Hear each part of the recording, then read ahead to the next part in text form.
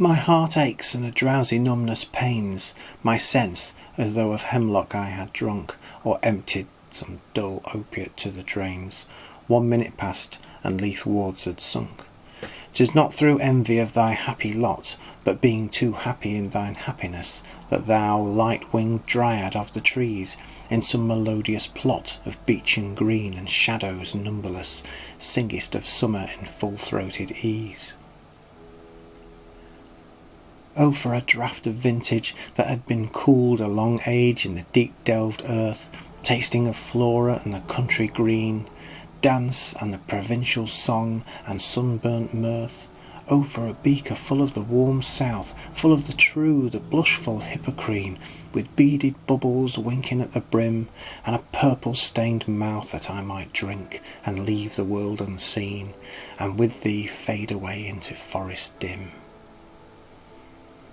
Fade far away, dissolve and quite forget what thou among the leaves had never known, the weariness, the fever and the fret, here where men sit and hear each other groan, where palsy shakes a few and sad last grey hairs, where youth grows pale and spectre thin and dies, where but to think is to be full of sorrow and leaden-eyed despairs, where beauty cannot keep her lustrous eyes, or new love pine at them beyond tomorrow.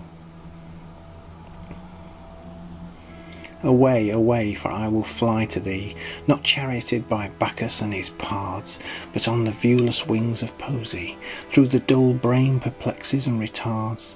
Already with thee tender is the night, and happily the queen moon is on her throne, clustered around by all her starry fays, but here there is no light, save what from heaven is with the breezes blown, through verdurous glooms and winding mossy ways.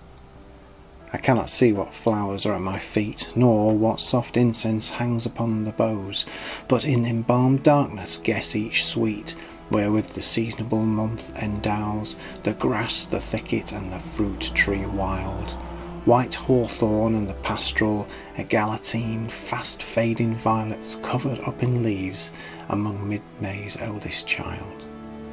The coming musk rose, full of dewy wine, the murmurous haunt of flies on summer eves.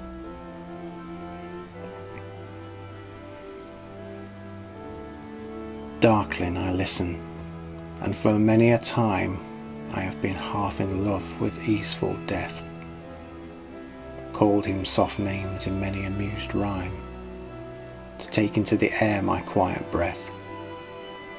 Now more than ever seems it rich to die, to cease upon the midnight with no pain, while thou art pouring forth thy soul abroad in such an ecstasy.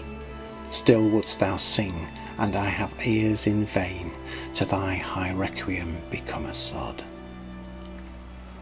Thou wast not born for death, immortal bird, no hungry generations tread thee down.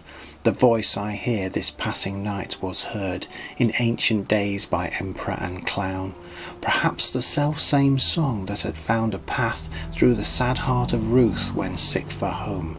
She stood in tears amid the alien corn, the same that oft times hath charmed magic casements opening on the foam of perilous seas in fairy lands forlorn. Forlorn is the very word, is like a bell to toll me back from thee to my sole self. Adieu, the fancy cannot cheat so well as she is famed to do, deceiving elf.